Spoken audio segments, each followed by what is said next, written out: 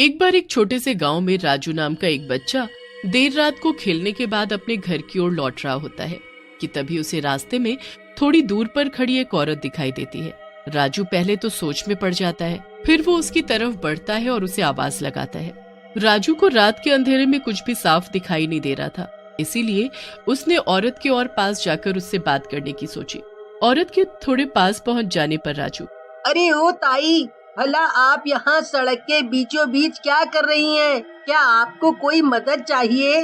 वो औरत राजू की ठीक दूसरी तरफ मुंह करके खड़ी होती है और तभी वो अजीब तरह से हिलने लगती है, मानो उसे जोर जोर से करंट लग रहा हो।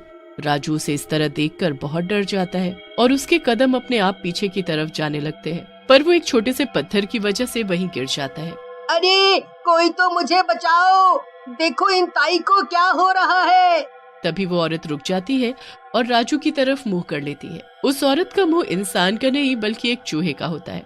राजू बहुत ज्यादा घबरा जाता है। इसके पहले कि राजू खुद को संभाल पाता, उसके बगल में एक और औरत आ जाती है। जब राजू अपनी दूसरी तरफ देखता है तो वो भौचक्का रह जाता है, क्योंकि उसके बगल में खड़ी औरत का सर एक कछुए का होता है। कुछ ही पल में उसके अगल बगल ऐसे कई भूत खड़े होते हैं जिनके शरीर तो इंसानों जैसे होते हैं, पर उनके सर किसी न किसी जानवर की तरह। अरे भला ये क्या हो रहा है? मैं कौन से भूतों के चिड़ियाघर में आ गया हूँ भला? मुझे तो कुछ भी समझ नहीं आ रहा। अरे कोई बचाओ। तभी चूहे के सिर वाली चुड़ैल राजू को कहती है, अब तुम्हें कोई नहीं बचाएगा राजू, और ना ही तुम्हारी आवाज कोई सुन पाएगा। अब हम तुम्हें एक ऐसी जगह ले जाएंगे जहाँ तुम्हें हमारे ही जैसे कई और लोग मिलेंगे। उस दिन के बाद राजू किसी को भी नहीं मिलता है और वो गायब हो जाता है। उधर अगले दिन सुबह राजू की माँ का रो रो कर बुरा हाल होता है। हाय मेरा बेटा राजू, जाने कहाँ चला गया मुझे छोड़कर।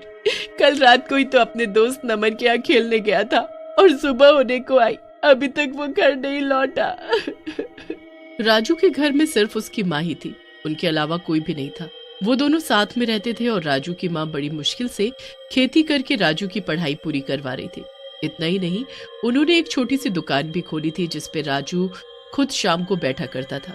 इसी दुकान से सामान बेचकर और खेती करके वो दोनों किसी तरह से अपना गुजारा कर रहे थे। पर राजू के गायब होने पर तो जैसे राजू की माँ की दुनिया ही उजड़ गई थी। उन्होंने राजू को किसी भी हाल में ढूंढने का फैसला कर लिया। वो हर रोज सुबह होते ही अपने बेटे को ढूंढने निकलने लगी और देर रात तक उसे ढूंढा करती थी, पर राजू का कोई सुराग नहीं मिला। अब चाहे कुछ भी हो जाए, मैं अपने बेटे को ढूंढ कर रहूंगी, मैं उसे अपने से दूर नहीं जाने दूंगी। राजू की माँ के मन में ये सब चल ही रहा था और उधर राजू की ही तरह धीमे धीमे गांव के बाकी लोग भी एक एक करके गायब होने लगते हैं। इस तरह से लोगों के गायब होने पर गांव की पुलिस भी अलर्ट हो जाती है और रात में पेट्रोलिंग करने लगती है, लेकिन फिर भी गांव के लोगों का गायब होना नहीं रुकता है। एक रोज शाम के वक्त राजू की माँ उसी रास्ते से घर लौट रही होती है जहाँ पर राजू गायब हुआ था। वो आज फिर से राजू के दोस्त के घर राजू के लिए कोई सुराग ढूंढने गई थी, पर उसे कुछ नहीं मिला था। जब राजू की माँ घर लौट रही थी तो थोड़ी दूर पर उन्हें एक औरत खड़ी दिखाई दी, ठीक उसी तरह से जैसे राजू को उस दिन दिखाई दी थी। तभी वो औरत फिर से उस दिन की तरह से जोर जोर से हिलने लगती है और उसके पास से अजीब अजीब सी आवाजें आने लगती है। अरे ये कौन है भला?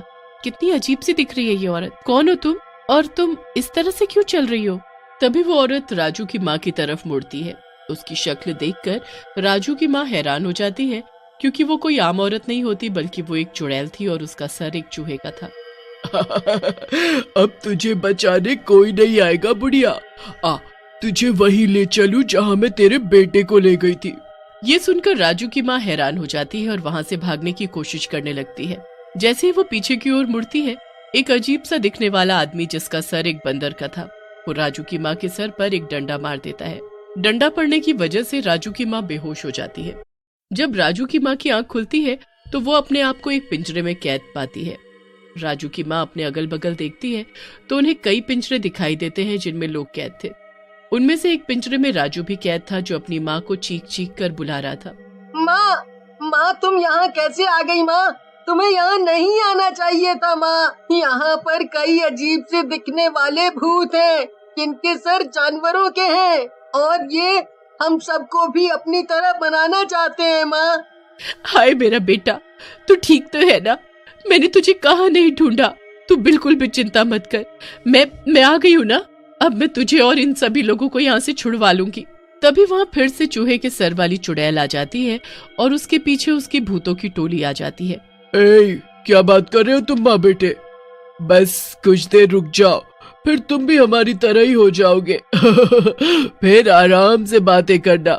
नहीं, मैं ऐसा कुछ भी नहीं होने दूंगी। मैं मेरे बेटे और यहाँ फंसे सभी लोगों को यहाँ से निकाल लूंगी।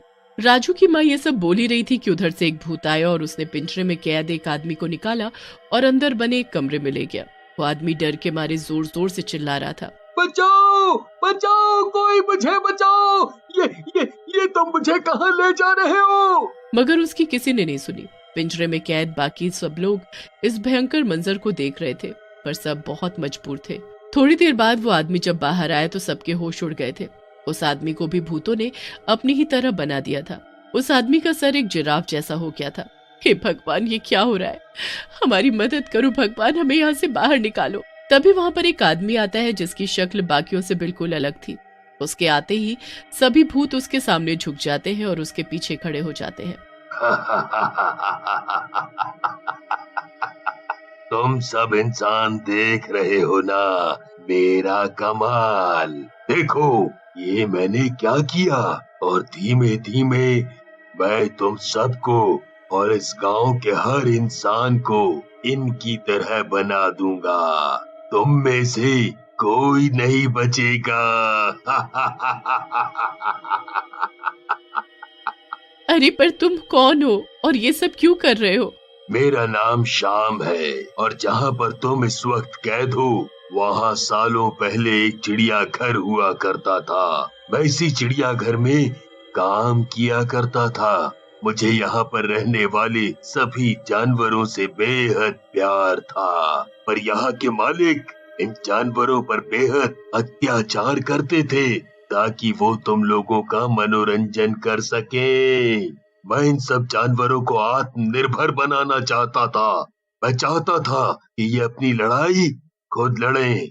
इसीलिए मैंने इन्हें इंसानों की शक्ति देने का फैसला कर लिया। मैंने एक एक करके इस चिड़ियाघर में काम करने वाले हर आदमी को पकड़कर उस पर एक्सपेरिमेंट करके उसके शरीर को इन जानवरों को दे दिया। तेरे सपने कभी सच नहीं होंगे श्याम। तुम ये सब बिल्कुल भी ठीक नहीं कर रहे। थोड़ी देर में यहाँ पुलिस आ जाएगी और तुम्हें पकड़ लेगी। श्याम उनमें से एक भूत की तरफ इशारा करता है और वही चूहे के सर वाली चुड़ैल राजू की माँ को पिंजरे में से निकालने के लिए आगे बढ़ जाती है।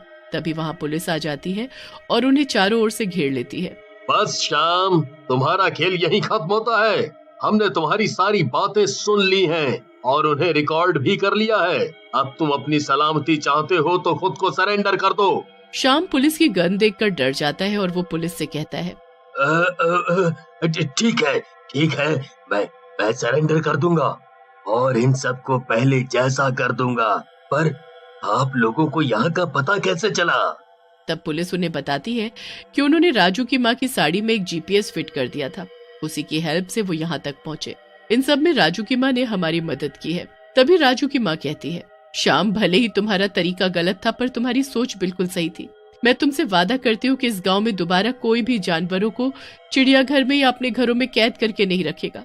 बस तुम सबको पहले जैसा कर दो। ये सुनकर श्याम सबको पहले जैसा कर देता है और राजू अपनी माँ के साथ अपने घर वापस चला जाता है।